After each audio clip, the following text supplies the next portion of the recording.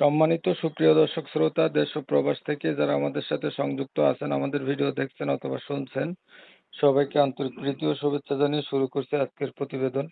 বন্ধুরা, আজকের এপিসোডে আছে সুইট মিষ্টি অপরূপ একটা মেয়ে, তার জীবনের গল্প কথাগুলো আপনাদের মাঝে তুলে ধরার চেষ্টা করব।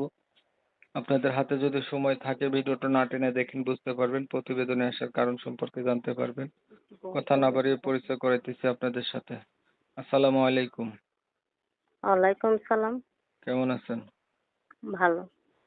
ভালো আছেন, ভালো থাকবেন, ভালো থাকাই কামনা করছি। শুনতে চাচ্ছিলাম প্রতিবেদনে কেন আসছেন? আসছে ভালো একটা মনের মানুষের জন্য। ভালো একটা মনের মানুষের জন্য প্রতিবেদনে আসছেন। পরিবারে আছে কে কে আপনার? পরিবারে ছোট একটা বোন আছে আর আম্মু আছে, বাবা মারা গেছে।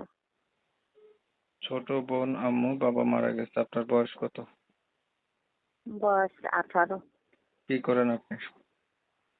বাসা বাড়িতে রান্না বান্নার কাজ করি। লেখাপড়া করছেন? করছি পর্যন্ত কম।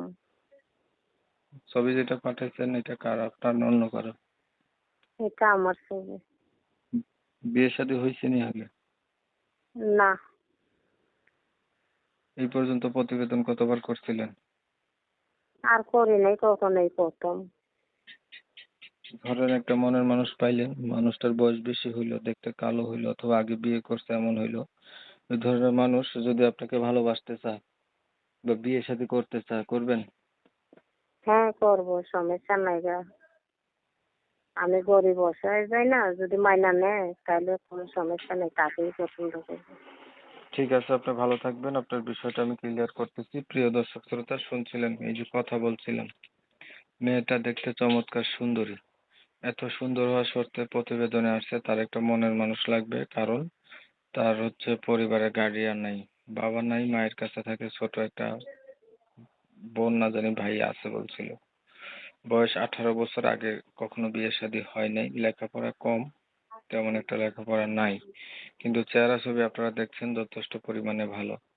এখন মানুষটা যেমনই হোক, বয়স কোনো ব্যাপার না, যেমন বয়সেরই হোক, উনি বিয়ে করতে রাজি আছে, যে ওনার দায়িত্ব নিয়ে পাশে থাকবে। যারা হচ্ছে ওনার নাম ঠিকানা জানতে চান বা ওনার সঙ্গে কথা বলতে চান, তারা চাইলে সরাসরি ওনার মোবাইল নাম্বারে ফোন দিয়া নাম ঠিকানা জাইনা নিতে পারেন। আমরা হচ্ছে ইউটিউবের কমিউনিটি গাইডলাইনের কারণে ওনার নাম ঠিকানা নিতে পারিনি।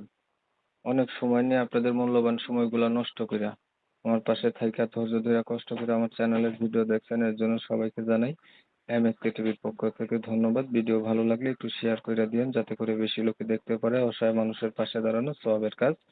সবাই ভালো থাকবেন, সুস্থ থাকবেন। আল্লাহ হাফেজ।